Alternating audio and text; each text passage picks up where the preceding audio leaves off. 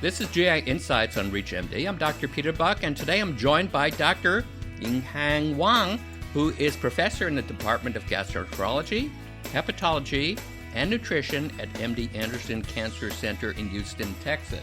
She also has many other credentials, including Director of Oncology-GI Toxicity Program, Director of Fecal Microbiota Transplantation, Deputy Division Head of Research Division of Internal Medicine, Chair, MD Anderson Cancer Center Immunotherapy Toxicity Working Group, the University of Texas MD Anderson Cancer Center. We'll be discussing immune checkpoint inhibitor colitis, also known as ICI colitis.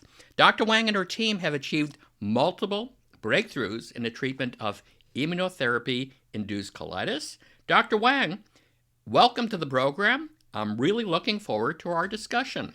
Thank you for the nice introduction.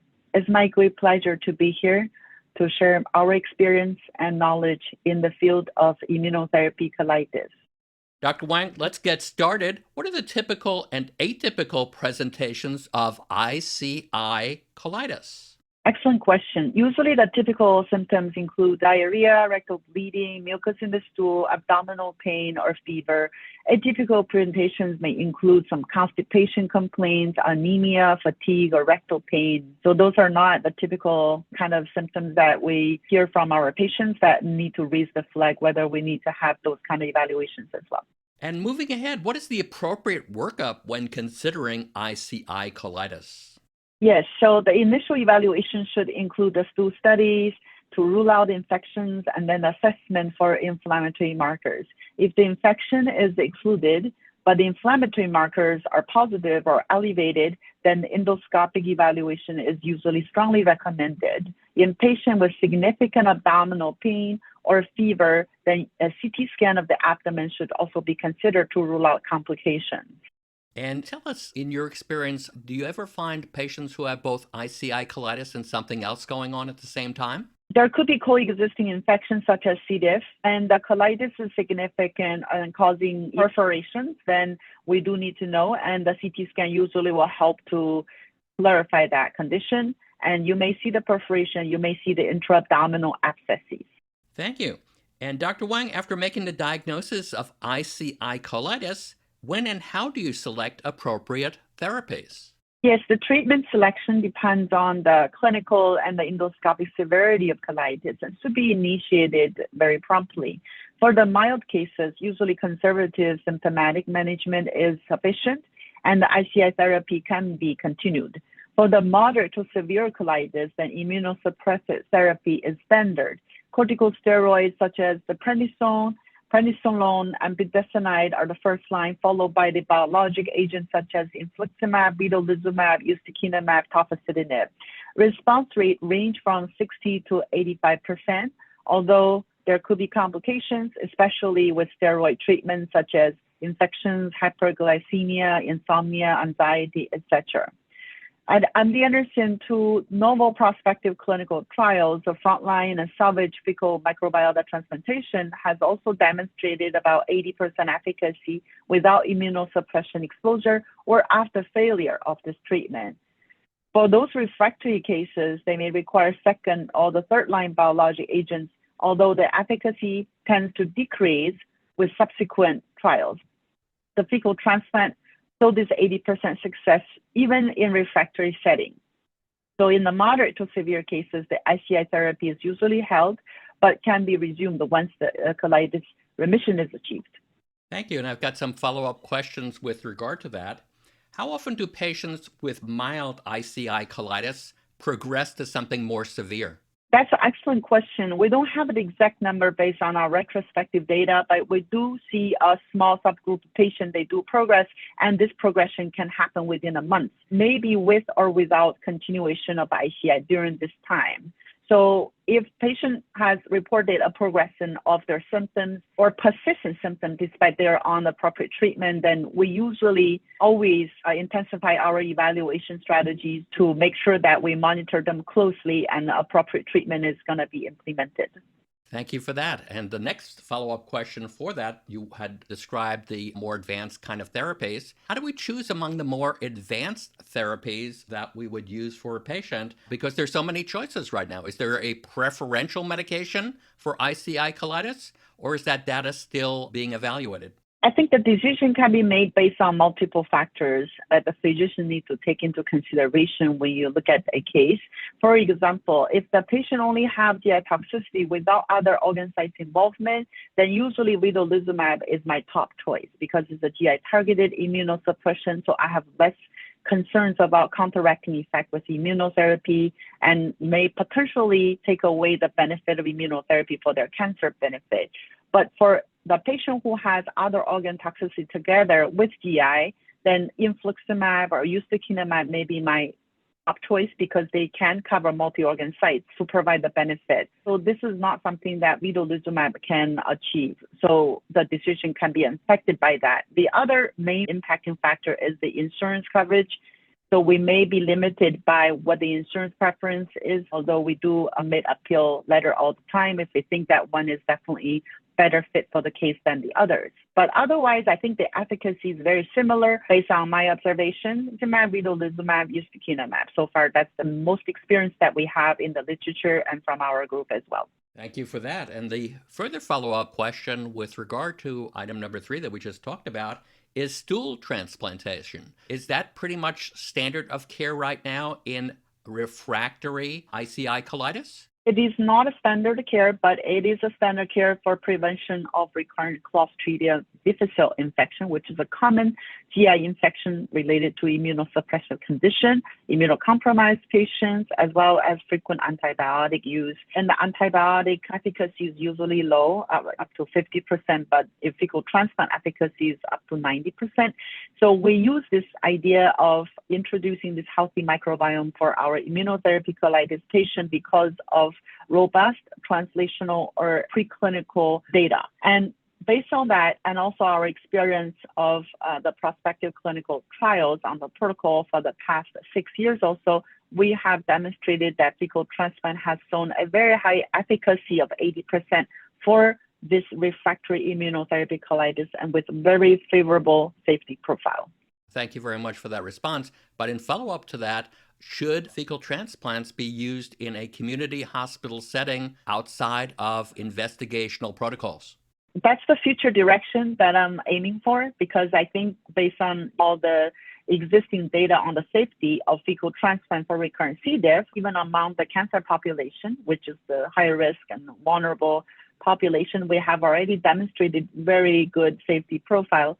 And if the efficacy can be also validated, then I think that's the future direction, as fecal transplant is such a fast-acting, safe, and high efficacious natural treatment options for our patients, so we can minimize the immunosuppression treatment for our patient. I think that's a huge benefit for them. And when we're talking about the fecal transplant, have you come to use some of the other commercial products, the capsules, the enemas that are commercially available in the last year or two? Yes, that's a great question. So those are commercial products available within the past 2 years, and we do use it routinely for our patient for recurrent C. diff prevention. And there definitely an interest on our end and to further investigate these commercial products to be used for immunotherapy colitis as well in the future. But currently, our protocol is using our research collaborators' stool bank from UT School Public Health. That's the FDA-approved stool bank that has been used for multiple clinical trials they are running, and as well as the collaboration with many academic centers in the U.S. For those just tuning in, you're listening to GI Insights on ReachMD. I'm Dr. Peter Buch, and I'm speaking with Dr. Yinghong Wang about immune checkpoint inhibitor colitis, or ICI colitis. So moving ahead, Dr. Wang, if a patient has a previous episode of ICI colitis, what governs whether these medicines can be restarted? Practice has shifted significantly in the recent years regarding that. And historically, oncologists usually avoided resuming ICI therapy after initial colitis episodes due to high recurrent rates. Usually on our multicenter study, we have demonstrated it's up to 35% for PD-1, PD-L1 monotherapy at the time of rechallenge, or as high as 80% with CTLA-4 agent. However, the concurrent use of biologic agents such as the infliximab or vedolizumab during the ICI rechallenge can reduce the recurrent rate from about 37% to 17%. So the optimal timing of resumption is still under investigation, but generally the ICI can be restarted once both the clinical and endoscopic remissions are achieved, which may take up to 2 months. And fecal transplant has also shown a long-term benefit even after ICI rechallenge and represent another promising strategy to maintain patients on cancer therapy. Thank you. And moving on, how safe is it for patients with pre-existing inflammatory bowel disease to receive immune checkpoint inhibitors? Usually, IBD patients are typically excluded from clinical trials of IO, and high-quality prospective data are limited. Retrospective study, however, suggested that cancer outcomes are comparable to non-IBD patients. However, the risk of colitis exacerbation and the need for aggressive treatment are higher, even with PD-1, PD-L1 monotherapy. Those are being labeled as low-risk checkpoint inhibitors. Therefore, these patients require a close monitoring and proactive management and a high level of multidisciplinary attention and care. Moving on, how do immune checkpoint inhibitors affect the microbiome? The microbiome can be influenced by multiple factors, including the antibiotic use, the cancer itself, the therapies such as ICI, chemo, radiation, or surgery. And these disruptions can definitely negatively impact both cancer outcomes and treatment-related toxicities. Our group has shown that the use of anaerobic antibiotics is associated with more severe immunotherapy-mediated colitis and worse cancer survivals. Therefore, the antibiotics should be avoided as first-line therapy for immunotherapy colitis unless infection is confirmed. Distinct microbiome signature are seen in the cancer responders versus no responders and in patients with and without colitis. The fecal transplant from healthy donors have been effective in resolving refractory colitis and in some cases has restored cancer responsiveness to PD-1 therapy. So these findings continue to inspire the investigations in the future into therapeutic roles of microbiome in cancer care. Do you recommend at all at this point any probiotics for patients who are taking immune checkpoint inhibitors?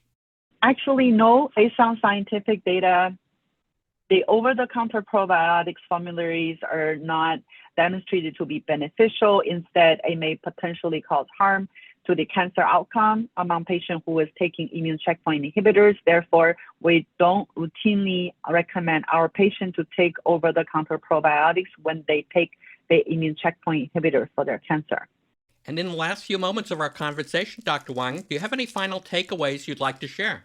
Yeah, there are many knowledge gaps remain in the management of immune-related toxicity, and addressing these challenges will require a high-quality research and collaboration across the community to push the boundaries of current practice and improve the patient outcome.